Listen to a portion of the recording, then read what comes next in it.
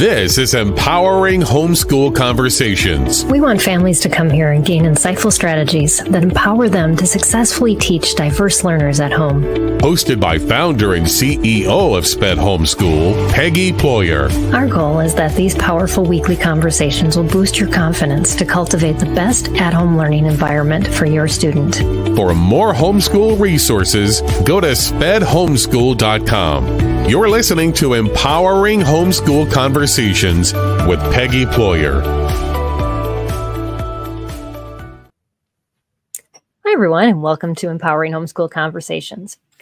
Today, we're going to talk about strategies for conquering homeschooling challenges, tips for success. And my guest today is Dr. Douglas Pietersma.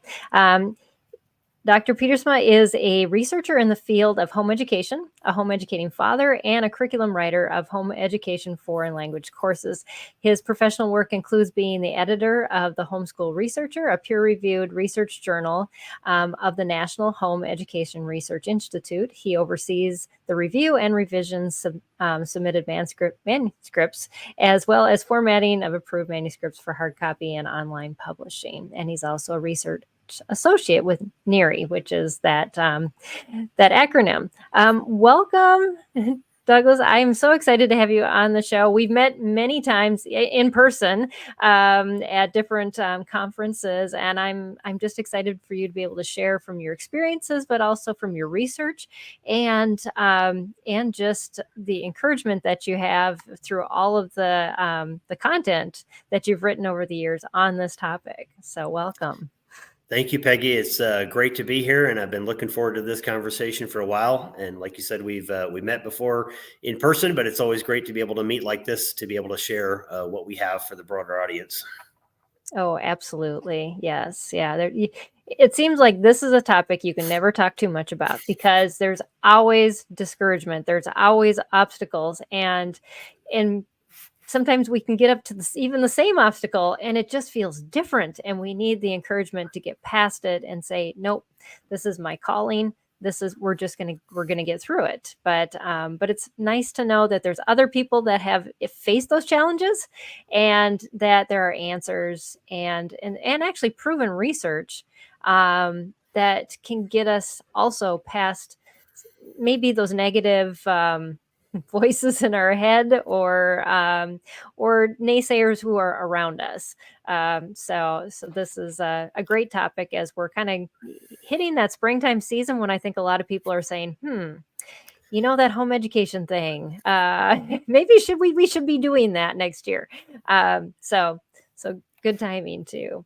But Absolutely. The one thing I love to do when we kick off the show is to just have our audience get to know our guest a little bit. So I would love for you to give us a little bit of background on your homeschooling journey and just how you got involved also in research and just your passion for helping parents as well as teaching in your own home. Certainly. Thank you for the opportunity to do that. And I won't try to repeat any of what you read in the bio. I know it was full of acronyms and long worded descriptions of what I do. But really, my family got started in home education right from the get-go. We have two children.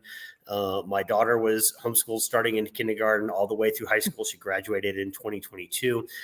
My son, a few years after that, we actually didn't get him into schooling before what happened with him that actually led into us doing special education homeschooling with him. And that was his medical difficulties. And I'll describe that a little bit here because I think it's good for background. But my son was diagnosed with epilepsy at the age of 3. He had a 45-minute tonic-clonic seizure. They used to call those grand mal seizures. Right. And at the time, I was over in Iraq on a deployment. My wife was at home taking care of the home front, as many military spouses do. And of course, I ended up coming home on emergency leave. A lot of medical stuff after that. The first seizure nearly took his life. And so, of course, we went into the diagnostic phase, and they tried various medicines that seemed to work for a while. Then they didn't work anymore. And in the end, he was diagnosed with what they call intractable epilepsy, which means they're not going to be able to stop seizures with medicines. As a matter of fact, he was on 4 anti-epileptic meds simultaneously. Wow. And all that was doing was suppressing his major seizures, but he was still having smaller breakthrough seizures. And he would have those sometimes, not every day, but some days he would have 50 seizures in a day, and they could be as simple as what we call drop seizures. So he would just lose muscle control and fall to the ground, or what we call absent seizures. There's a whole education on epilepsy that I learned just when my son went through that. But the bottom line was this: he got a diagnosis that said he's not going to be helped with meds as far as seizure control. And the good prognosis for him was that he probably wasn't going to develop past the level of a kindergarten. And I'm talking like on into adulthood. He would have maintained, that level of cognitive ability at best. At worst, it could have taken his life. He was having so many seizures. It was a very high likelihood that he was not going to have a very long life. So what we ended up settling on, recommended by the doctors, a difficult decision for parents, but yet it wasn't hard for us to make the decision. I often call it a difficult decision that was easy to make. So he ended up going through what they call a hemispherectomy. And that's basically where they go into the brain, to the part of the brain that's misfiring, causing the seizures, and they literally remove it. They take it out. Wow. Some patients will lose the entire hemisphere, 4 lobes on one side of their brain. My son had 1 lobe on the right side of his brain removed, so it was resected and taken out of his head. Another lobe was disconnected, still functionally lives within his brain, but doesn't interact with the brain or the body. So overall, functionally and physically, he lost 25% of his brain. And that's, Wow. I mean, this is with a almost 5-year-old. So it was 2 years between his initial seizure to the surgery. So he wasn't even at kindergarten yet. Like, he would have been right maybe about that age, if you want to use the age. But this left him with a physical disability. It's called hemiparesis. If you've ever seen a stroke patient that loses muscle control on one side of their body, Right. but his is permanent. And he also has a cognitive deficit because of the surgery, but he also has a cognitive deficit because of the seizures, the sheer number of seizures that he had over that span of 2 years. The one thing we can praise God for is he is now coming up on 13 years seizure-free. Oh, So the surgery that's worked. amazing. Obviously, it had the side effects that we were anticipating, the motor skills deficiencies. But at this point, those are just so secondary to the fact that he's with us. He's alive. He's 17 years old. He's 5 inches taller than me. He's super active. He still has a lot of challenges, physical and cognitive. But this kind of led us into we're already homeschooling. Our oldest was already doing homeschooling. Our son has all of these therapies. Post-surgery, he was having 5 to 7 hours of therapy per week: occupational therapy, physical therapy, speech therapy, you name it, he was having it. And so we're like, okay, now we need to think about school. It wasn't our priority list when he was coming through recovery. Absolutely we'll deal not. with that when we get to that. But then when we did get there, we went for the common thinking that I find a lot of parents do.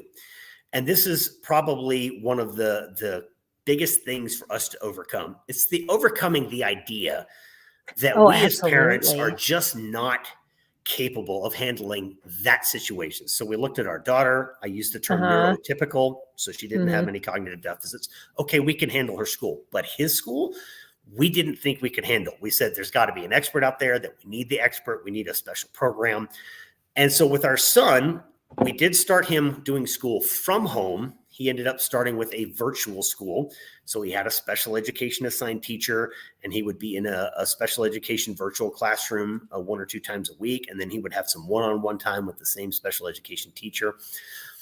And we thought, okay, that's what we need to do, because he has these needs. Well, as we learned and as we grew, we realized that as parents, there was so much capability residual in us as parents. Oh, yeah. And what he was getting through the virtual school, although the staff was great and the teachers were dedicated, and I have no complaint about them, they were still limited. That one special education teacher virtually was still working with 30 plus students. He still wasn't getting the amount of time that we thought he probably should have or could have gotten. And in those virtual schools, the parents do a lot of the teaching anyway. So absolutely. when we take a step back, we're thinking, we're already pretty much homeschooling him. I know he's in this program. Right. As he got into, I think it was probably second or third grade, we started noticing some content that was of concern for us. And of course, it's a public school program. So, there's going to be content at some point that if you have Right. a Christian faith tradition, Mm-hmm. you're not going to be cool with. We weren't. And so that's really when we decided to kind of take the leap and let's do this full force. We're going to be the homeschool teachers. And we thought it was a pretty good fit. My wife has a teaching background. She went through college, got a teaching degree, taught Christian school for 3 or 4 years before we met and married.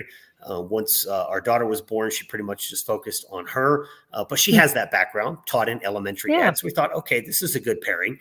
I personally had no experience or background in the field of education at that time. Right. So like most homeschool families, my wife did most of the day-to-day instruction. And I was active duty military, worked full time. I would come home, I would help where I needed to, curriculum decisions, things of that nature, discipleship, family discipleship kind of stuff. But I wasn't hands-on with the education of our children at that point. But I was able to complete my military service obligation in 2015. At which point I took over my daughter's education. So I was focusing on my daughter. My wife was focusing on my son, kind of split the responsibilities, make it a little easier on my wife. Yeah. And then about 2 years later, my wife took a job, a career opportunity that came up, and I took on my son's responsibilities. So since about 2017, I've had both of them. Of course, my daughter graduated a couple of years ago, so I'm now back down to one. And the whole time we've just been learning and growing. About 2 years into me actually taking a more active role in teaching my children, I started a postgraduate program at Regent University. And so it was great. We sat in the same room. I sat at my desk doing my postgraduate work. My daughter was on one side of me. My son was on the other side of me. And we just learned together all day, every day. And my wife's career, actually, she's able to do that from home. So literally we were still all together. And so that's kind of the background about how we got into where we are right now with homeschooling. I don't know if that kind of wraps up the first question you were asking. And if there's anything you wanted to interject before I ramble on. Well, I think too, it helps our audience to understand that you get where a lot of them are at, because when you Deborah, who's watching, says military, hats off to you. But you get our community because you've lived it. And so the advice, that you're sharing, it comes through that lens that, you aren't going to give parents an answer of, oh yeah, just, life is all, all good. Just smile through it and it'll all work out. We have a lot of hard days and a lot of hard experiences that change us, as your son's experiences did. And like you said, you got a whole education in things that you weren't prepared to get an education in. And that's where our community often finds ourselves. So yeah, how did you, other than, it looks like circumstances forced the hand a lot, but you were already homeschooling before that. Did you have any qualms with homeschooling your daughter, and getting started, or was that just pretty much we're going to do this? Well, it's kind of funny, because when you talk about why did you start homeschooling, I love the question, because if you ask me why I homeschool now and you ask me why I started homeschooling then, the answers are not the same. Yeah. Our initial thought process was, I'm in the military. I'm going to move every couple of years. My wife has a background in teaching. Let's keep our children's education consistent, smooth. If we have to make a military move in the middle of a school year, as a homeschool family, you stop, you move, you get to your new location, you pick it back up and you go on. And there's no break. There's no discontinuity, if you want to call it that. So that was our motivation. Our motivation was pragmatics. It was very practical for us to be able to do that. As I got into studying education in general, I came to what I would call a conviction. It is my conviction that as a Christian family, it is the parents' responsibility to teach and train, to raise, to disciple their children. And there's absolutely no way I can do that if between kindergarten and 12th grade, they spend 15, 16, 17,000 hours under the tutorage of individuals who either are not following the word of God, or perhaps they want to follow the word of God, but they're restricted because they're in an environment where they're not allowed to even talk about the Bible or God or prayer or whatever. So it really did become a conviction along the lines. And of course, the more I've looked into it, the more I realize the benefits of it, the efficacy of home education, the value of it, not just for special needs homeschooling, but including special needs homeschooling. And so the more I have learned, the more I have come to conclude, and I make some pretty bold statements. I will say this, and it sometimes kind of takes people aback a little bit about what I think about home education and how it can be used, and especially as it relates to home education. But that's really come from the years of practical experience and study and research. And hopefully I don't come across as a know-it-all, because I'm telling you, I'm still learning every day, every time I read papers, every time I read books. Sometimes I'm reading books about stuff that's actually contradictory, like they're trying to counter homeschooling efforts, and I will read those too, because I want to know what those arguments are to be able to actively and effectively present the information that I have in a reasonable way that makes sense to those people as well. So yeah, that's great. And our reason for homeschooling can change over time too, even if it doesn't change because of our children, their circumstances, like you said, and so many other things. But I think a lot of people have a hard time getting over that first hurdle of the obstacles that they see in the way, and getting past those to say, okay, this is definitely what we're going to do, and we can do it. Can you counteract some of those? I guess the big ones. So I like to start off conversations like this with something that may sound a little academic. I'm not going to try to get that way. But I will say this, the biggest hurdle to overcome, and it really is an umbrella issue, because once you put this in its right perspective, a lot of other little things can be tied to it. The biggest obstacle to overcome for most families is overcoming the paradigm of schooling. I will make this distinction every day, multiple times. Schooling and education are not the same thing. And in our society, we have come to understand almost that those words are synonymous. Schooling, kindergarten through 12, academic achievement. And we've gotten to the place where those two things are so tied together. If you go back to the history of it, and I'm not going to do an entire history lesson today, because that is an awesome study that I encourage everybody to do. If you go back to the history of it, homeschooling is not new. Homeschooling is not the experiment. In the grand scheme of history, schooling is the experiment. And if you read anything by people like John Taylor Gatto, you'll know that it's an experiment that has proven to be a failure in many, many respects. So what I like to say is, first obstacle to overcome is overcome the schooling paradigm. And here's what I mean by that.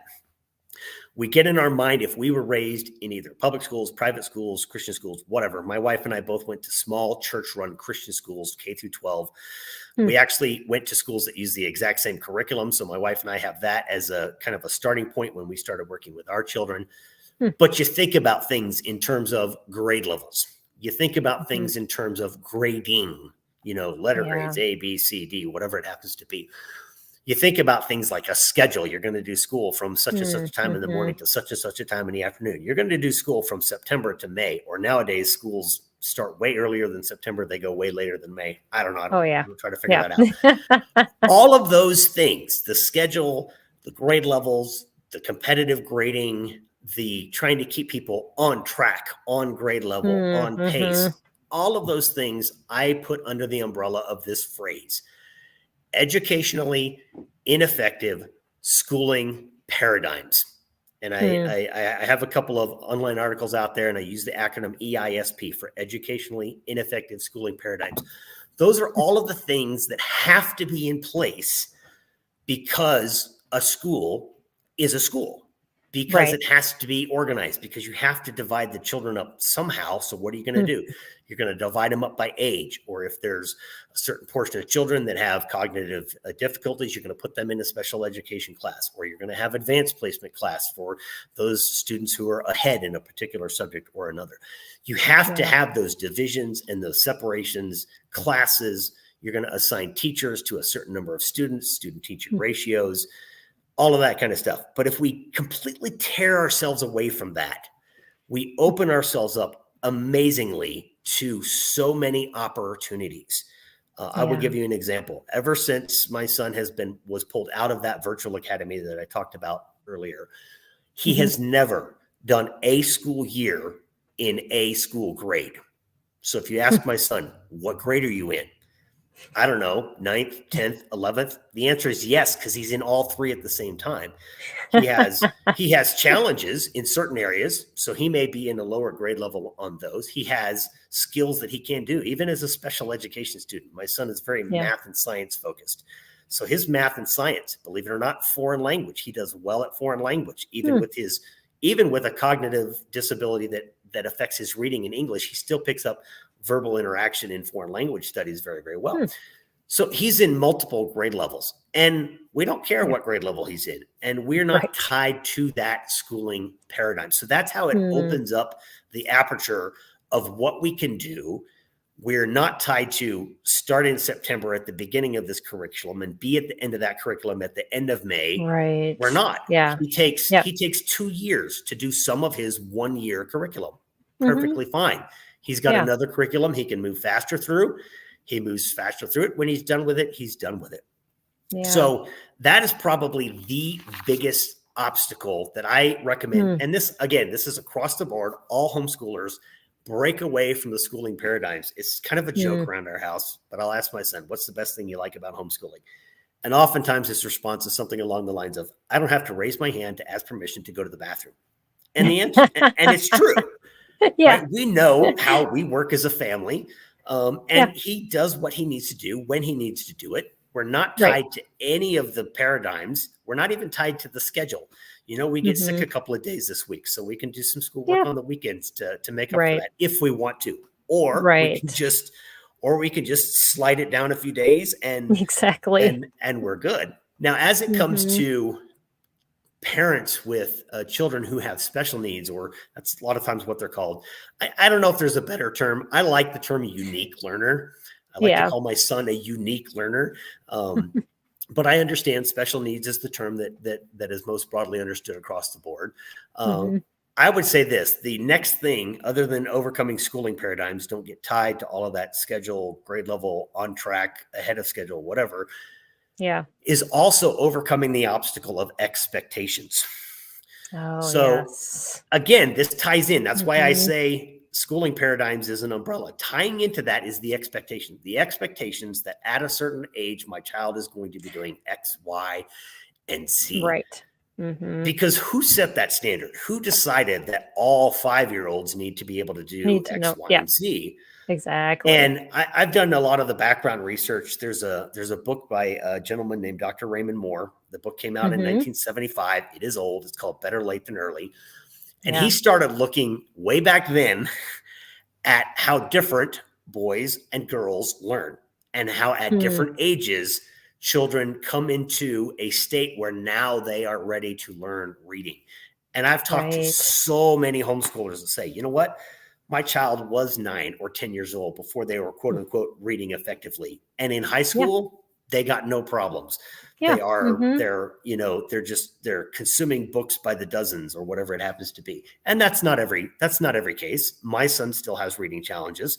He's 17 years old. If you gave him a book and said, this book is good for a 17-year-old, he should probably be able to read it. He could probably stumble his way through it, but we're going to give him something that interests him. I don't care what level it's at. It can be at an advanced level. He's interested. He's going to find out what those words mean. It can be at a lesser level, if you want to call it that. And he's still gonna find interest in reading that. So overcoming the expectations of where should my child be? Anytime somebody says my child is or isn't on grade level, I want to ask, who set the grade level? Who set the expectation that that's where your child needs to be. I'll give you a couple more examples for my son specifically. There's an expectation in school that children can sit still. And if anybody's ever homeschooled, no, they cannot. any boy, especially boys, right? Any boy under the age of what? Maybe 10, maybe even beyond that. If you've tried to homeschool a boy or do any kind of schooling with a boy and say, okay, you're going to sit here for the next hour and work on worksheets or read a book or whatever it is you're going to do, chances of that happening is nil. So my son, one of the things that was a result of his surgery was he had what's called repetitive motion syndrome. And so for a number of years after his surgery, you would find him doing this. He would sit and he would rock. And it was constant. I mean, he was constantly in motion. So we talked to his therapists and doctors, and they're like, well, that's, part of the brain surgery. And some children have that as an effect of other conditions. I don't even know the exhaustive list of those. But we figure this: if we try to strap him down, tie him in, and I don't mean literally, but if we try to lock him in to a still position, he's going to get nothing done. So when it came to things where we could have him in motion, I call him an in motion learner. He likes to move. He likes to move while he's doing things. And I thought, well, this is going to be terrible when it comes to handwriting. Like, how do you teach handwriting if the child is constantly in motion? And we solved that problem by putting a pad under his desk, got him a chair with wheels on it. He could put his feet under the bar in front of him. He could actually move his chair back and forth, but his hand wasn't moving. His hand could still write. So his body is in motion while his hand, and this is just specific to him. I know every child's going to be different.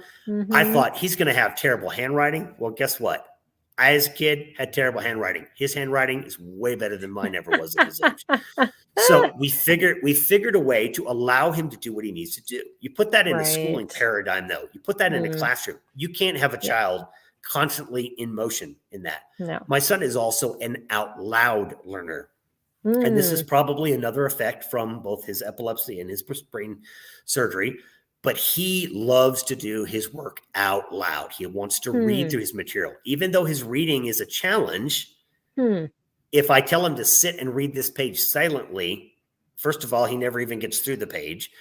Or he just, daydream is often in one. But having him say it out loud keeps him going, even if he's struggling through the reading, which, by the way, he's gotten tons better at. I love where he's at on his reading level. He's an out loud learner. And that became something that we had to consider when I was in a room. I'm at my desk. My daughter's at her desk. My son's at his desk. He's an out loud learner. How do we keep her from being distracted? Well, she is a lover of classical music. We got her headphones. We play classical music softly over her headphones. She did all of her work in silence, listening to music all day long. My son's over in his corner of the room. He can talk as loud as he wants as far as going through his material. And he still does it to this day. Like, he does all of his history and science by reading everything out loud. And it also helps me because unless I'm literally looking over his shoulder, sometimes I can't necessarily see, hey, he's reading something and he may have mispronounced something or gotten something a little askew. Well, now I hear it because he's reading it out loud. I can make those corrections on the spot. And I don't even like to think about them as corrections. I like to think of them as simply like course changes. We're just making sure his vector's on. And of course, he takes it very well. So those are some of the expectations that I think we need to overcome as parents, especially as homeschoolers. It's not just the expectations of grade level. It's not just the expectations of sit still and learn. It's not just the expectations of be quiet while you do your schoolwork. But all of those together are something that we can overcome. And that just opens up a world of possibilities. Your school doesn't have to be in your room today. It's a nice weather outside. We're going to go sit on the deck. We're going to do it out there. In the winter, I live in Wyoming. It's too cold to go outside. What are we going to do? We're going to sit in front of the fireplace and we're going to do our schoolwork. And so we have actually gone from a school room to no specific designated school space. My son has a desk in his room. He can do some of his work there. We can sit out on the couch in front of the fireplace. We can sit out on the deck under the shade tent. We can go sit in the yard if we want to. All of those things are wide open. Try to do that with a classroom of 30 students and good luck. Yeah. That's a really great way to really help us to understand why we do the things that we do, because I think it's it's nice to say, well, how do we get started homeschooling? How do we get over those obstacles? But what is it that is causing us to think that things are obstacles in the first place? Taking that step back a little further. And then when we run into things like that too, to just ask ourselves, why do I think this way? I think that's a great point that you make, that that we have this shift that has happened in our society because we have normalized schooling and really taken that to mean education, when it really is the framework that education traditionally happens in now, in our society. Yeah, and I will encourage parents of special needs homeschoolers with a couple of things, and that is this: these are those bold statements I was talking about earlier that kind of catch people a little off guard. I have said this and written articles with this idea and title in them. Parents are the perfect teachers for special needs homeschool students, and that's a pretty bold statement. I know that. So the question is, of course, how do you back that up, right? Right. Well, you've probably heard this. I'm sure you've had people on your show that talk about this before, but parents know their children so well that they just have an innate sense of where they are, what their interests are, what they can do, their proclivities, their challenges. And every time I talk about a child's challenges, I always also want to counterbalance that, because for every child that has a challenge, they typically will also have some sort of exceptional ability. You've probably heard the term twice exceptional. They may have a deficit in one area, but they have, a skill, an advanced skill in another area. You've probably all heard stories about, children who had great deficits, but they could play piano great or something, some sort of savant capability.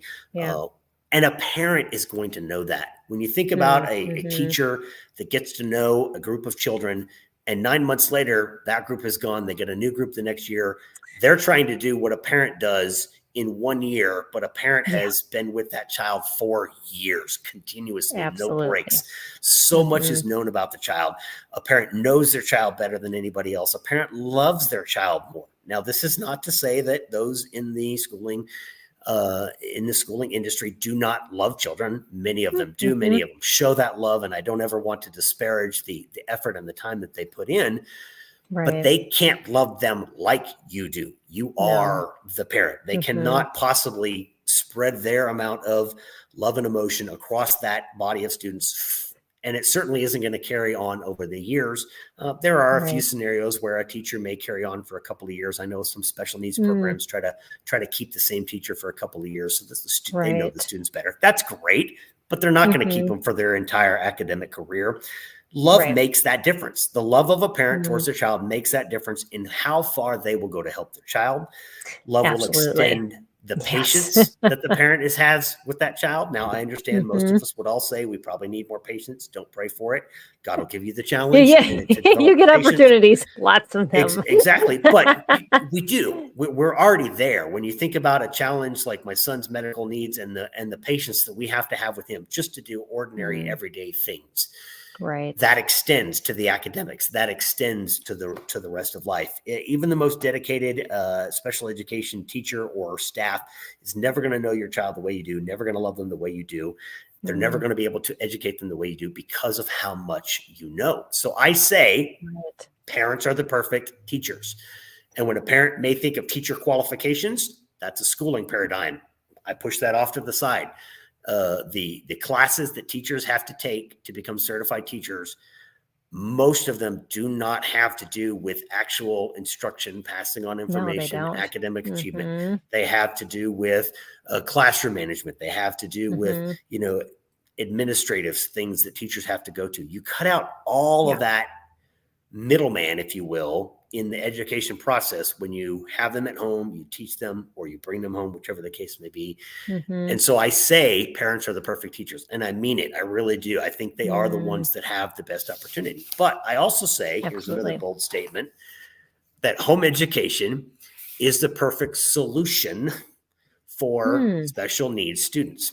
And when I say that, again, I'm going to clarify.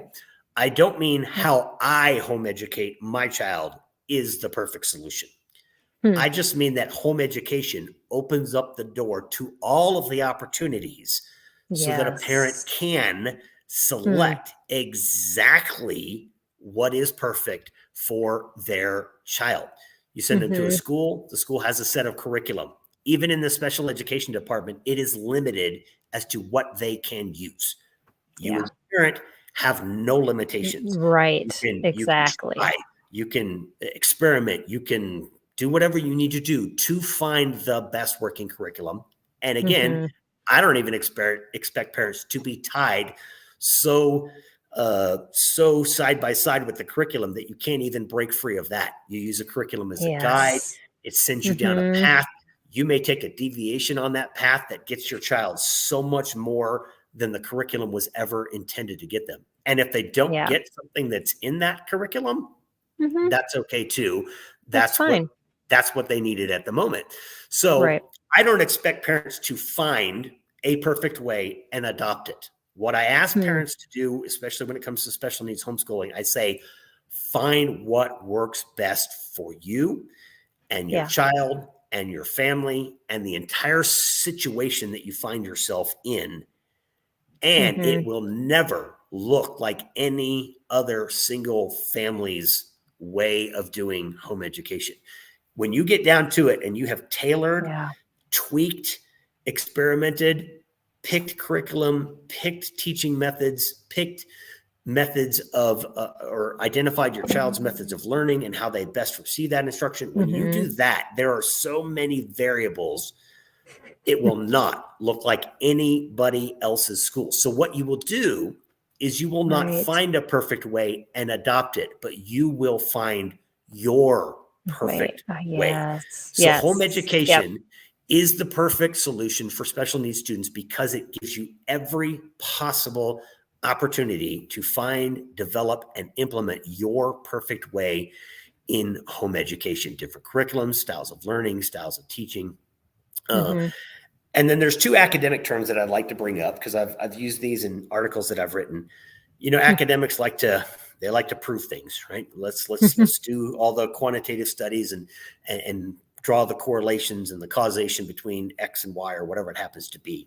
There are a couple of things, if you read out there in the literature, that have been shown to be predictors of academic achievement in students. And this is across the board. It is not related specifically to special needs, although it does apply. And I think it is more pertinent to students with special needs. But the first thing is this. The first thing is parental involvement. If you look at parents who are involved in their children's education, and I'm talking about someone who goes to a school, but their parents know what they're doing. They know the subjects they're in. They know what they're studying. They're encouraging their children. They're giving them supplemental things that they can do that help them, whatever. That student is more likely to have a higher academic outcome. That's a schooling system.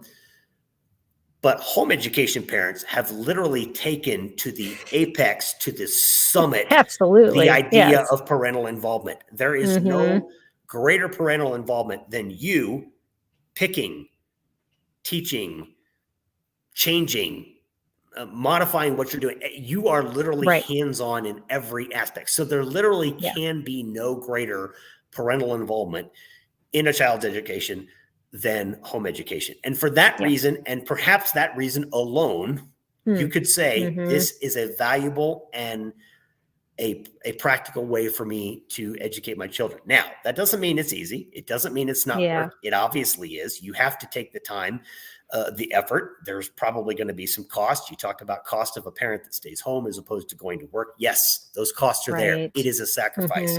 But I haven't met one parent yet that says, my child is not worth the sacrifice. I think we all would say that. And so when you realize, yes, it's a sacrifice, but if I put the sacrifice in, what I'm going to get out at the other end is not silver and gold. It is a child who has come through this process and is now ready for whatever God has him to do. So that's the first thing, parental involvement. It's correlated with student academic achievement. The next two things are kind of tied together.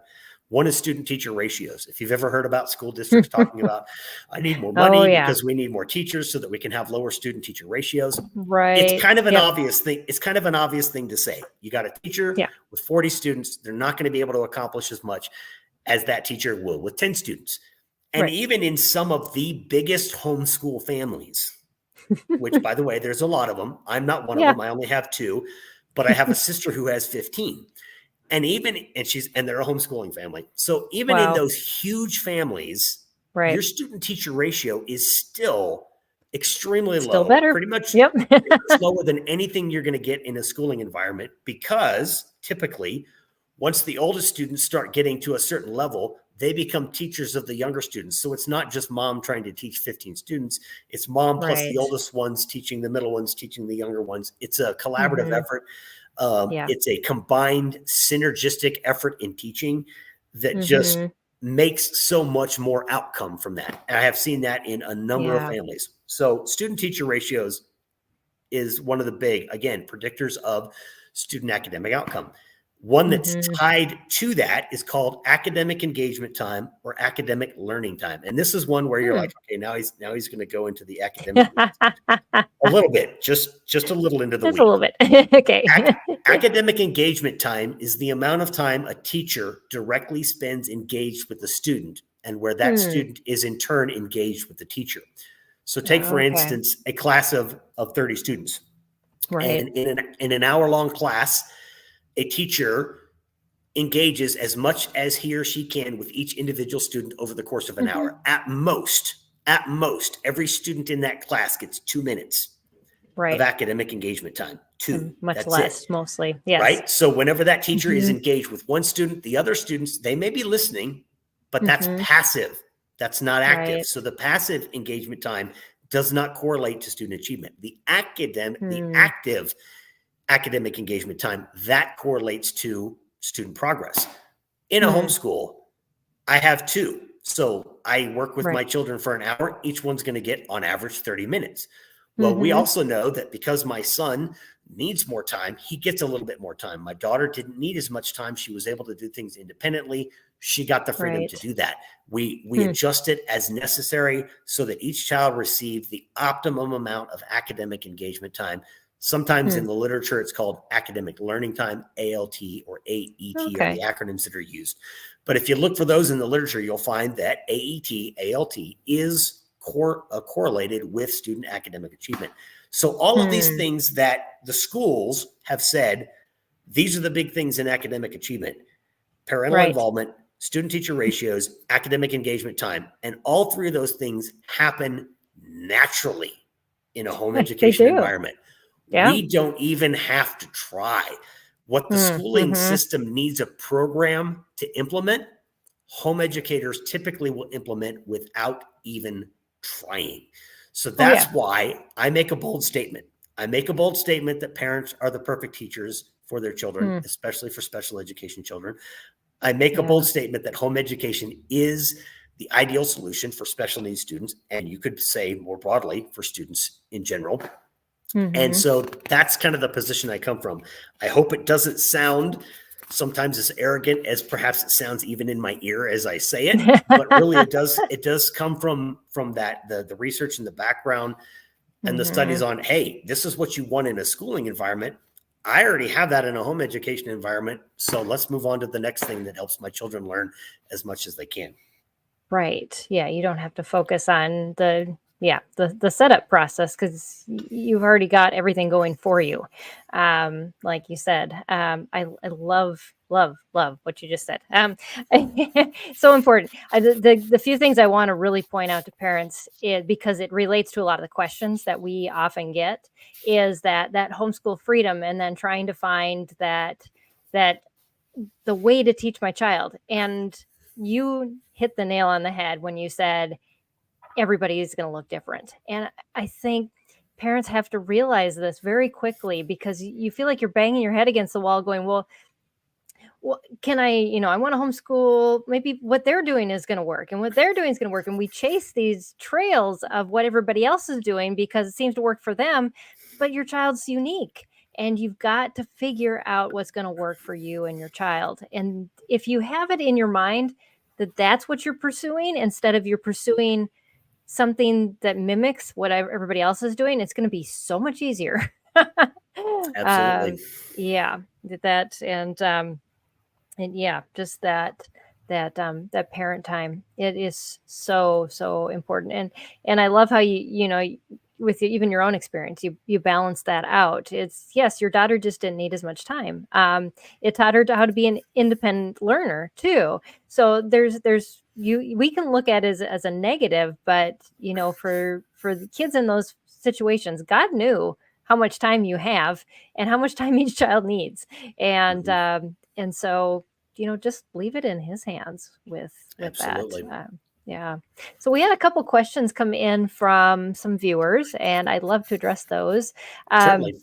Carissa asked how to navigate a lack of energy and low frustration tolerance, since I'm the teacher of my child. So this is a great one, because I'm going to go back to that overarching obstacle that I talked about at the beginning, the getting away from schooling paradigms. First thing Yeah. I would recommend is a change of mindset.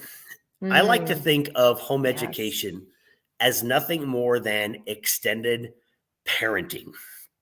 So Yeah. home education isn't so much about me being my child's teacher as it is about me being my child's parent.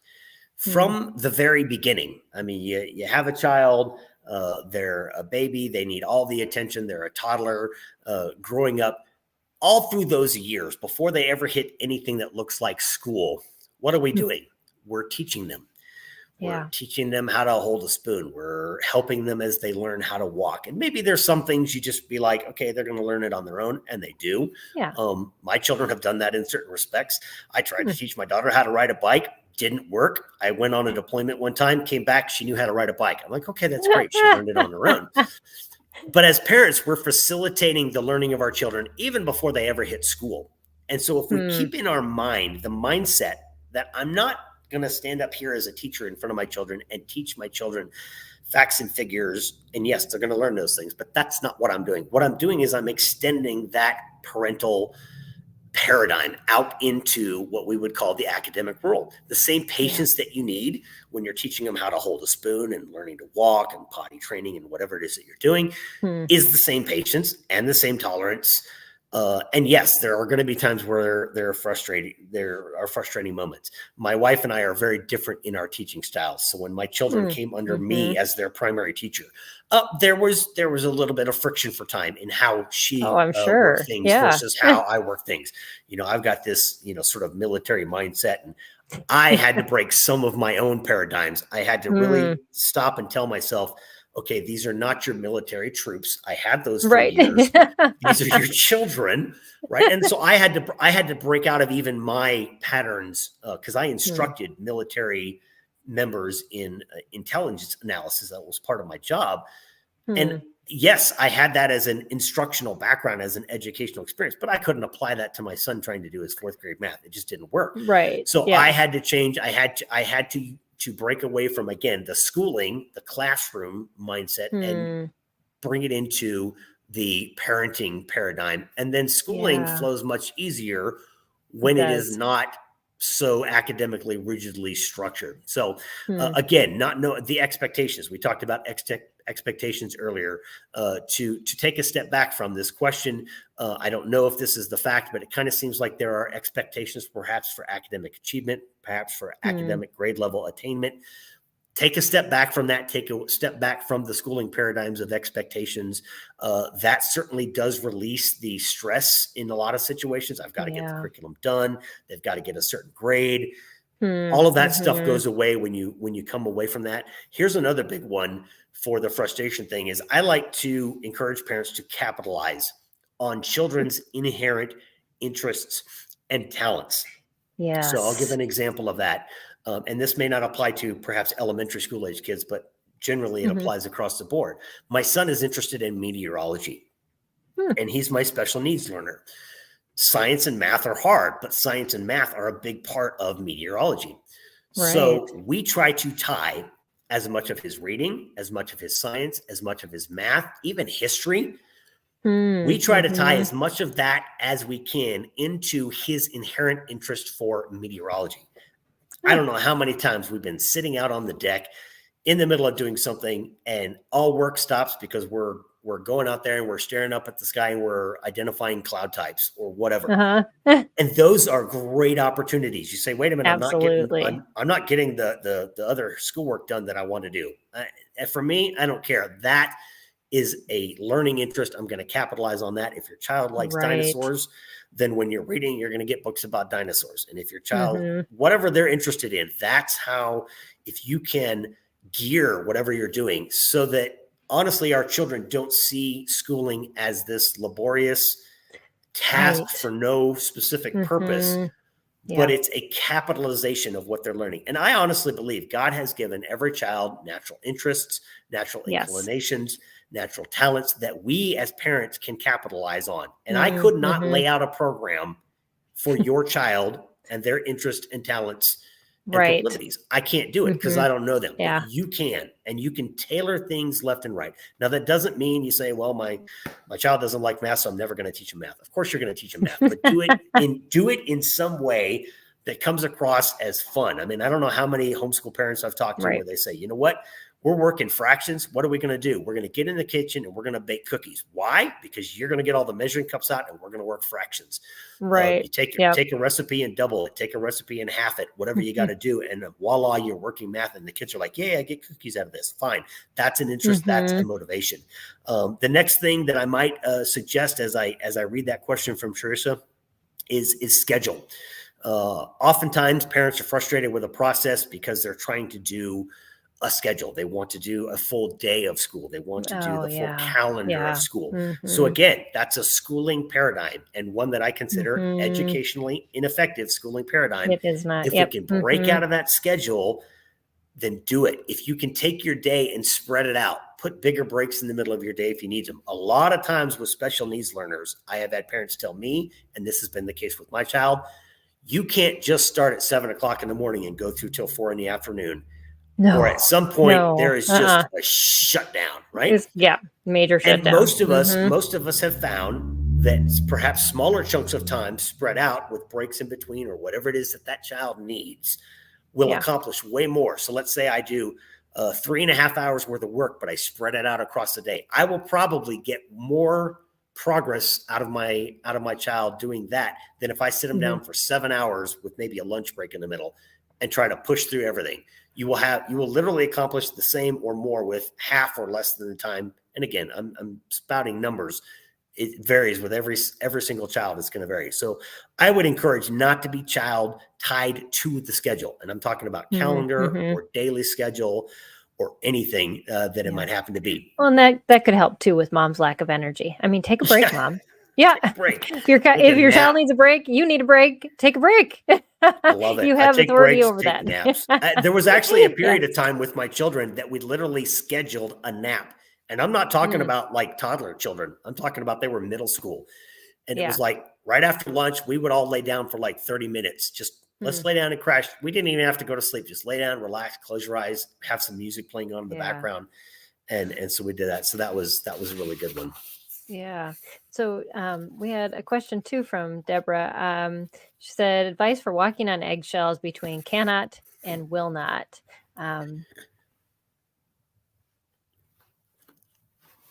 Okay, well, I'm going to take this one on kind of in the same vein as the last one, but maybe come at it from a different perspective. As I read a question like this, it speaks to me that the child sometimes does not want to do things. And how, as parents, do we differentiate between the times that they don't want to do things and the times that they're not able to do those things? Right. And especially with our special needs students, right? We as parents have a direct insight into what they are able to do. But I would take it back to this. I would take it back again to parenting. I would take it back to that extension of parenting. We know our children best. So 9 times out of 10, we know what our children can do. And if we use those situations where there's a little bit of struggle, we think they can do it, or we've seen them do it before. And again, some children, what they can do in one moment is not necessarily what they're able to do immediately in the next moment. But we as parents are in the perfect position to know that. So even though it can be frustrating, you take it back to things such as simple. Take it out of academics. Let's go out to something simple in life. I don't want to brush my teeth. Well, you're going to brush your teeth, and you're going to brush your teeth because I know you need to, and you can give them all the reasons, or perhaps they're too young to even listen to all the reasons, but you are going to find a way to discipline so that they are encouraged to do the things they need to do, or they are discouraged from doing the things that would be dangerous or unhealthy or whatever it happens to be. So I would say, instead of looking at it from an academic perspective, this cannot, will not paradigm, I would look at it from that parenting perspective. What am I going to do from a discipline perspective? I know every family has their standards for discipline and what they want to do and what their expectations are for their children. I would implement those, just as you would implement that parenting expectation for a behavior, not academic. Use that same sort of mind process to encourage your children to do what they should do, or perhaps not do what they shouldn't do. It's in a matter of determining whether or not they are able to do something. This is where I find incentives are really, really great. My son loves to watch Thursday night football during the NFL season. So I lay out his week's worth of work, and I tell him if he's done by Thursday, by the end of our scheduled time on Thursday, he gets Friday off, and he gets to stay up late and watch football on Thursday night. And what this does is that interest, that desire, that motivation then sparks him to do things. And that is often when I have realized my son can do something that before I was unsure whether or not he could do that. But because the motivation was in place, he showed me what he could do, and I totally use it against him. So the next time he goes to do something, he's like, I don't know that I can get, 3 pages of that done in the next hour. And I'm like, I know you can, because I've seen you do it when you're motivated. And then, of course, that helps him understand that his work is literally about his personal motivation. My children are different. My son wanted to work through his schoolwork and get more time off at the end of the week. Like, he tries to do 5 days worth of work, get that Friday off. He does 5 days worth of work in 4. My daughter wanted time off every day. She wanted to get her daily goals done and stop. And then she had time to do her interest-driven activities. Hers is art and literature. So she did lots of art. I could have counted like 15 credits of art for her, because she just did art so much. It was great.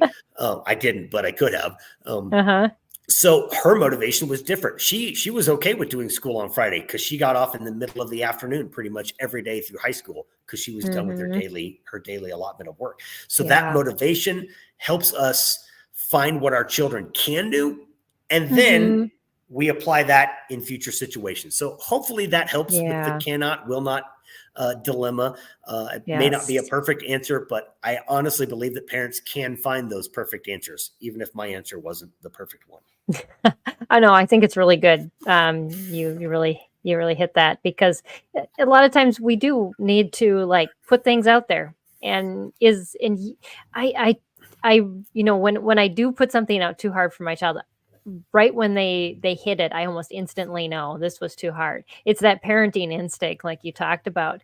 But sometimes you just don't know, when you're putting your lesson plan together, is it going to be hard or not? And then sometimes they surprise you by doing something that perhaps you didn't think they could do. And I've had that numerous times. Exactly. Yes.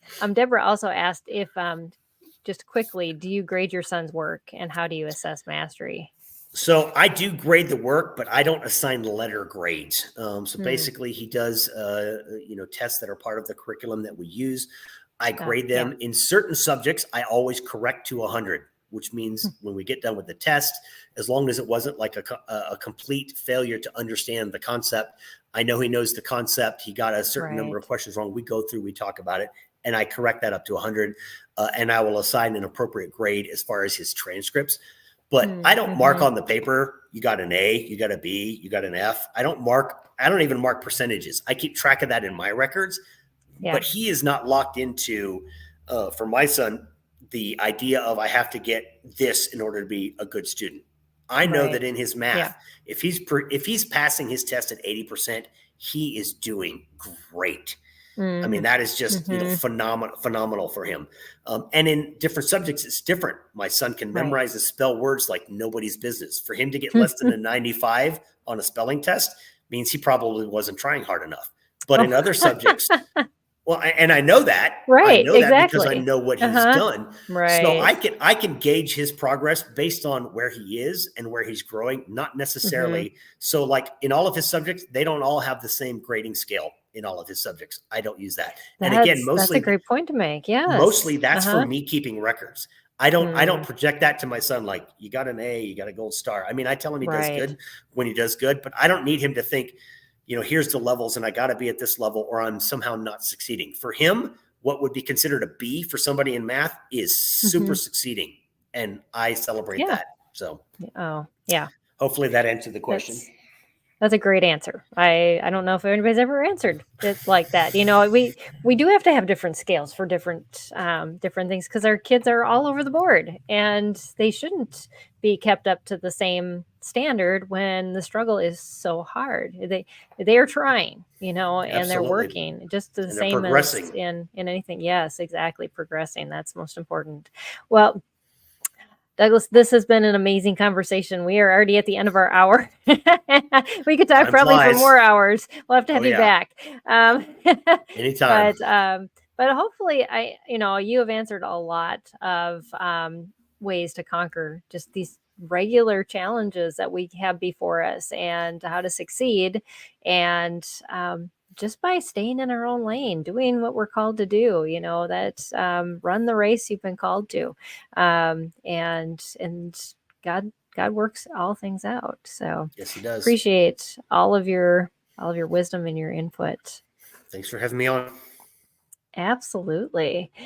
So next week we are going to be talking about how to time box school days based on student energy rhythms. And so you'll notice your kids have different times that they do school. And so we're going to talk a lot about that with our guest next week.